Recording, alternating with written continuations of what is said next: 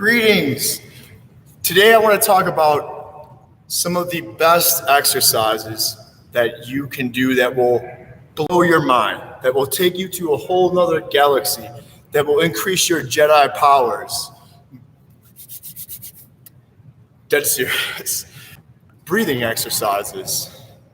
All the ancient philosophers and sages, and if you go to yoga, they always talk about breathing and the importance of it, and that there's a reason, because it connects us with the present moment. The breath is something that we cannot go without. We can go without water for a certain amount of time, without food, but the breath is so essential. In fact, a lot of religions and spirituality and sages will talk about prana, chi, which is breath, this stuff out here that we can move, which is oxygen. Energy is basically what it is, where we all come from and go back to. So let's use this to our advantage, right? And right away, we already know that breathing, I got a spin class going on the back, so I'm going to try to talk over that. I wanted to get this information out to y'all. I'm not going to let this little spin class stop us. But anyways, energy, right? Food is energy, but especially when we're working out or anything that we do, we want the best energy, the most efficient that we can get it in our body, right? And so the first thing we want to do is look at it. So as a trainer, and once I started looking at breathing patterns in my clients, I was amazed to see how many dysfunctional breathing patterns there were. And right away, that's what we want to fix. If you discover any of these breathing dysfunctions, you want to fix them right away, because already your cardiovascular system is hurting and it's struggling and it's stressed, your respiratory system, and you know that those two are connected with all the rest, endocrine and digestive and all those things. They're all linked together, guys. So the first thing you want to do is in three different stances: standing, sitting, and then laying down. Put one hand on your chest and one on your stomach, just below the rib cage. And you want to check your breathing. Just observe it. Don't judge it. Just pay attention to it. When you breathe, you should have it's almost like filling up a cup of water. It starts from the bottom and it goes up. So, because like the bottom of the lungs and then fills up. Think of it that. So your abdomen, and now this is 360, guys, too. Just don't think it comes out the front. Many yoga instructors and stuff will talk about that. No, it's balloons. Think of the bottom like that. The bottom, the diaphragm is the bottom. It's going to fill up, right? So it's 360. And most people can't breathe through the back, which is actually an exercise. I call it back breathing, but 360, and it fills up from this way. And then that last third, the chest rises. So if you're a chest breather, usually you're type A type people, right? People that are all stressed out, guaranteed, or have very stressful jobs or a stressful life. When I used to do a questionnaire and I sat down with my clients, I'd ask them, okay, on a scale of 1 to 10, what's your stress life at work? 8, 9, right? That's a common. And then I would say, well, what's your stress life at home? 8, 9. And then the next one would be, let me assess your breathing.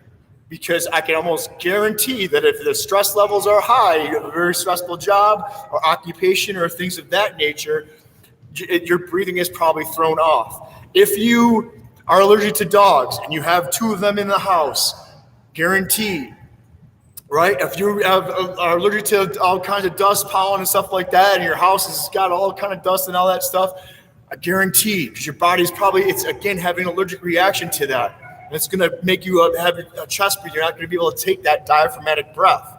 What's a diaphragmatic breath? The diaphragm, it starts down here, right? And it fills up. And then the last third of the breath. So that's a diaphragmatic breath.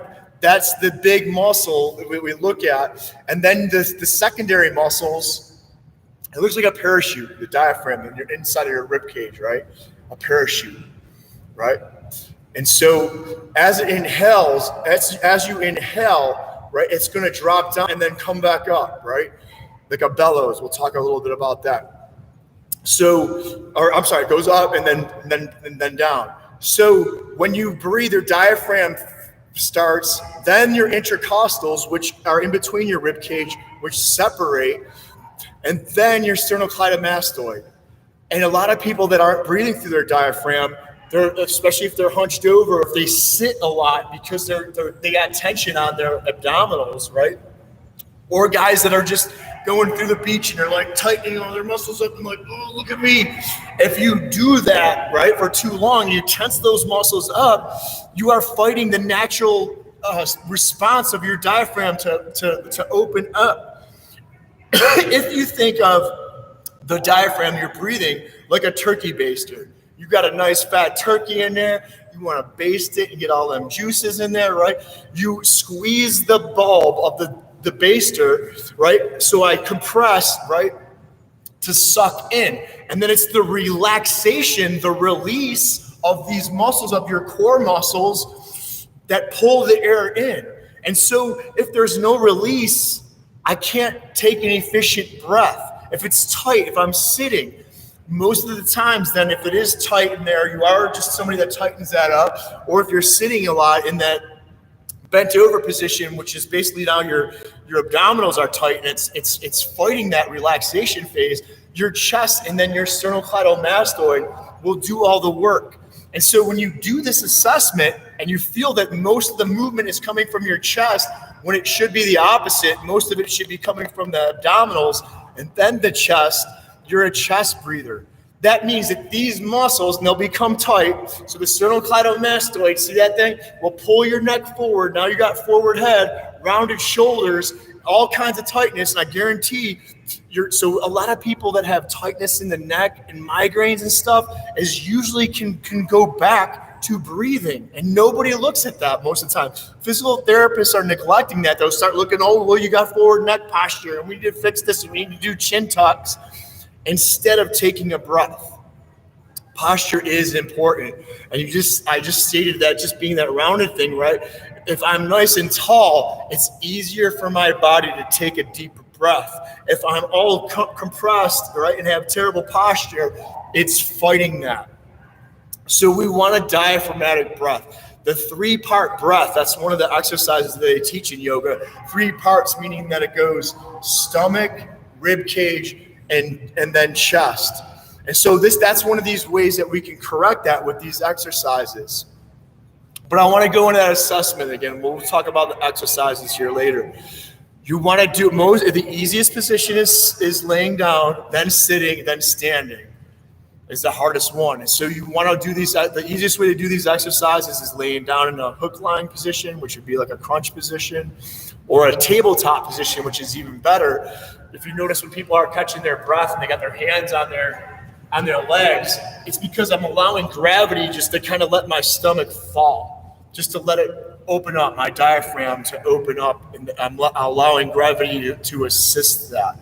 And that's why people just naturally get in that position, and then tabletop position. Now in tabletop position, it allows us for the oscillation of the pelvis, right? So if this is my pelvis, this is the front, and this is the back. Most people are like this, which means flattened S curve, right? So that if this is a bowl of milk, they're pouring the milk out the back.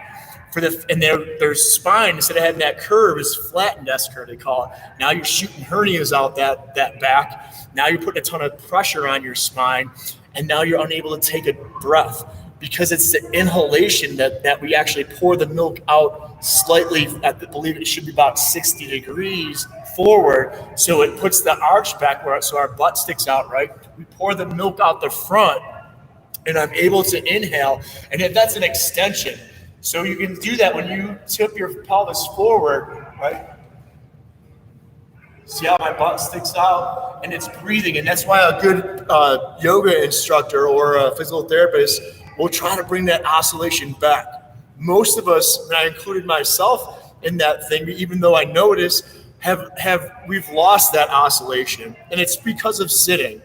That normal oscillation of the pelvis with the breath is what lubricates your hip joints and keeps them free and helps them be mobile and flexible, which they should be. That's one of the that hip joint, the shoulder joint are the 2 most mobile joints that we have, and so often they're locked up. And then if the hips are locked up and the legs are locked up, then the movement goes above and below, which leads to knee problems and back problems. So you can just see the linkage in all of this.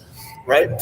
Open those hips up with that breath. And a lot of times when I inhale, I tip forward, back, tuck, right? So when I tip forward, my stomach pushes out and it allows me to expand. And then when I tip back, not too much, but it resets it so that it's parallel to the floor, my stomach goes in and it allows me to blow out. And you need both of those for it to work efficiently. I need to be able to blow out enough and then inhale. And so an easy technique is just blowing through your, like straw. So they call it, oh goodness. Well, they used to teach this to people with those, with respiratory issues. Nurses would teach that where you're blowing out through pursed lips. And you want to try to blow out every little bit you can and focus on the exhale and then just shut your mouth and let your body naturally breathe in. You want it to let it do it naturally, that you're not forcing it. Now the exercise that I get in there, we can kind of consciously work those muscles, but we also, again, we want to be able to do it unconsciously so that it is relaxed and able to do that. So that breath that I just showed you there through pursed lips, like you're blowing out through a straw, and then just shut your mouth and let your body breathe in, and especially through the nose. So we want to be able to breathe through our nose. All right, it's the most important because it's that designed to do that. The nose hairs that collect dust and everything like that. When we breathe through our mouths, that's a stressful breath. And so there's so much research that shows that people that increase their chances for cardiovascular disease are mouth breathers at night and during the day. And a lot of times, again, you want to look at allergens and things of that nature. If you're overweight and you have tons of weight on your lungs, right? If you're carrying all your fat here, it's so hard for your lungs to expand, right? Because it's got to push through all that. It's fighting that. And it becomes an inefficient breath. Same thing when we're taking that chest breath, it's inefficient. We know that when we take a diaphragmatic breath, a nice, deep, and relaxed breath through the nose, the parasympathetic, it has that effect of calming the nerves, bringing the breath down. I literally, in my middle school students, had them put a heart rate monitor on, and then I would say, what's your beats per minute? Oh, it's 85, coach, 95. Guys, I want you to do this deep breathing exercise with me. And we would do it for a few minutes, and honestly, we would knock them down, sometimes to 10 beats.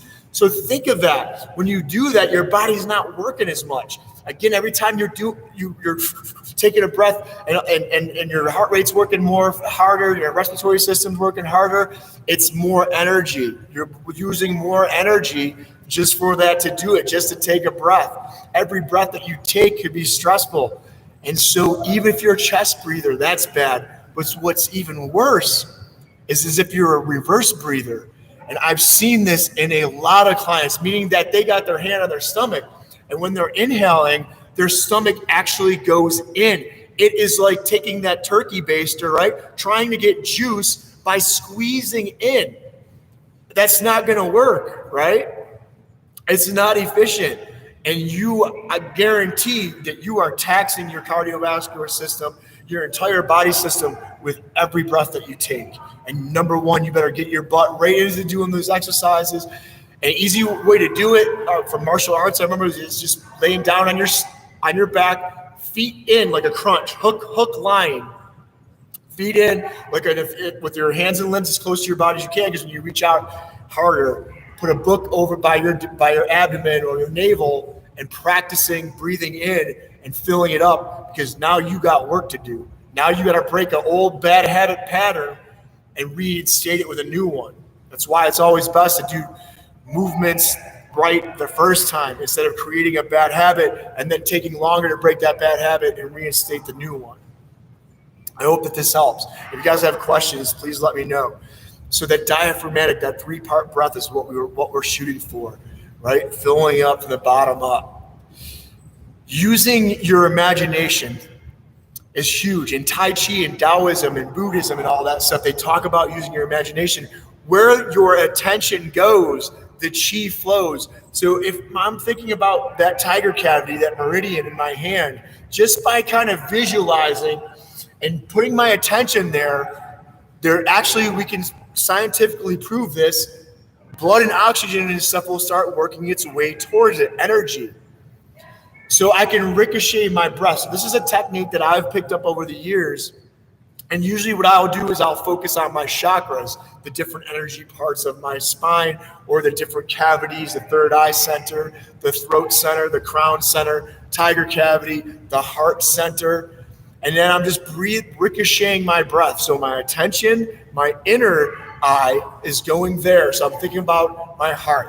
And every time I inhale, I'm bouncing my breath off of that spot and exhaling, bouncing it off of there. That's a ricochet breath. And again, deep and relaxed.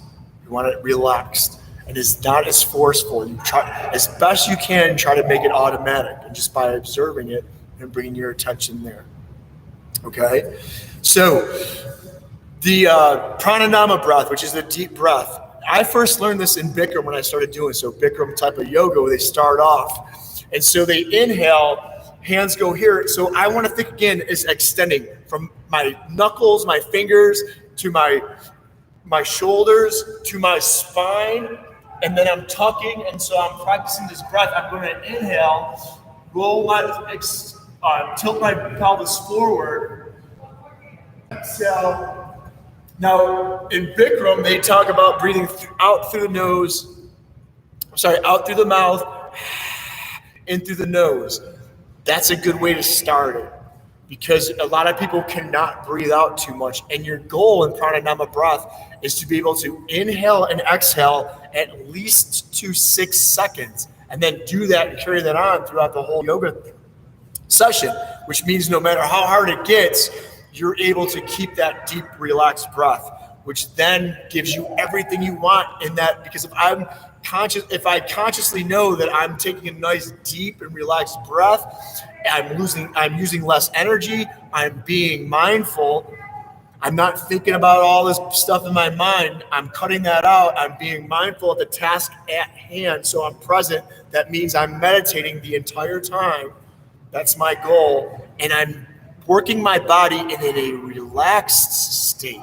Instead of in the gym all the time of this, I'm working. That's what yoga and Tai Chi is all about. Softness, stillness, relaxation, stretching instead of contracting, expanding, lengthening the body, right? Getting the yin and the yang, always both things, right? So the pranayama breath, when I'm going like this, I'm thinking of I'm filling up in the bottom, I'm tilting my pelvis forward, right? So allowing myself to fill up, expand. My knuckles are expanding, my hands are expanding, my elbows. I'm spacing out my rib cage so my intercostals are working. My sternocleidomastoid fills it up. So, and you want to take a breath almost like, God, it's good to be alive. Give me that prana. Give me that air. When I'm breathing, I'm alive. I want it. I don't want to die. I'm ready. Give me that energy, right? Filling all the way up and strengthening the lungs, which are muscles, just like the heart. We want to strengthen them too. We want them to be able to take a deep, relaxed breath instead of a 1 second or 2 second, what most people do. With beginners, I guarantee you probably like, breathe more out through your, focus on the exhale. Breathe more, use your mouth in the beginning to blow more out through those pursed lips. Close it and then allow it, because the more you blow out, the more you can take in. And then you want to focus on that breath, which they don't do in Bikram. I recommend it, is that it's always through your nose. Because it's, again, we're teaching non-stressful breathing. That I can take a 6 second inhale in through my nose and out through my nose. Here's the other thing, right? Whenever there's movement or force in one direction, there's an equal and opposite in the opposite. So if I want to make that breath more efficient, don't stop it. Don't pause it. As soon as I'm breathing in and I feel like I'm about to,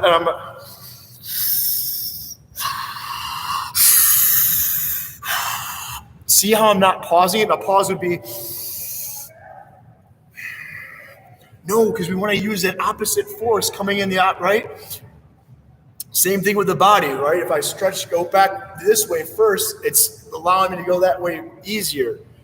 stretch and like a rubber band kind of thing. But again, I'm using that force, that force. But if I stop it, I don't have another force coming in the opposite direction, which makes it more efficient. And we want to make that breath as efficient as we can. Another breath, as they call it, 4 square breathing. Now here we're actually going to be paused. This is one of the easiest breaths to bring us into meditation. You take a 4-second breath, and maybe you can do it 3 if you want, if you're not there yet, or 2 seconds, and hold it. So I'm going to breathe in for 4, hold for 4, breathe out for 4. Whenever you're doing yoga or anything, if you're working on your balance, being mindful of what you're doing and focusing on the breath, it'll let you balance so much easier. You'll be able to hold poses more easier. You'll be able to be mindful easier. You'll be able to get rid of those thoughts. So you can use that for those type of things. If you're thinking about the mistakes that you made in the past and all these thoughts are racing in your head, you start to get depressed or you're getting anxious, breathe in for 4, hold for 4, exhale for 4. Breathe in for 4, hold for 4, exhale for 4. Breathe in for, and then what was I thinking about? Right? That's where that breath comes in. That's where you increase your Jedi powers, because these will take you to a whole nother level. That's why the whole eastern side of the world will focus on this. But over here in the West, if you're doing this, people go, what the heck? This dude was crazy. What is this guy doing? He's lost his mind. Which is a shame, because breathing is number one thing you should focus on, especially, and posture. I'll put that in there too. We'll do that another time. The Bellows breath. Now, this is what I learned in Bikram too, and I believe that why I got so much out of it was just because of focusing on these 2 exercises. The Bellows breath is allowing. So if I had a candle in front of me, now you can do this kneeling if you want. The easiest position would be in that tabletop position that I talked about, because to let gravity open up, because again, we want to relax the bulb of the turkey baster, right? So I'm going to exhale through pursed lips, and again, I can do this through my nose, and then do it with your mouth first, and then work on, because it's going to be harder through your nose, and then you want to make sure that you're not shooting stuff out of there. But I'm going to exhale, pull my stomach in, and then let it expand to pull the breath back into my nose. So it's the expansion of my diaphragm that allows it back in. The last breath I'm going to talk about is 80-20 breath, guys. 80-20 means I take a full breath in. I am going to work only with 20%. So this is for if you're moving furniture and you got a bad back, and for my athletes that are lifting extremely heavy weights, because that intra-abdominal pressure of your breath, that's why boxers only let out a little bit. Because they let it out at all and they get drilled in the stomach, they're going to be in deep trouble. So the 80-20 breath, let's say if I got a lot of stuff on the squat rack, I got my football players and they get a lot of weight, I don't want them to blow all the air out, right? And this will help strengthen your lungs. It takes practice. So in neutral, they'll fill up. And I say first through the nose, then through the mouth, to even get even more. And then you're keeping 80 in the whole time. And it's a TSS sound with the tongue at the upper palate. See that? I'm only working with that little bit. If they start getting dizzy or something, they need to strengthen that. Come back to neutral first, or rack it, and then take that breath back in. There is no doubt in my mind that if you focus on these breathing exercises, they will benefit you. It will well be worth your while. And with that being said, and if you have any ones that you guys know, please put them in there and include them. I love hearing your perspective on things and also getting new ideas with that, guys. I hope this helps. Namaste.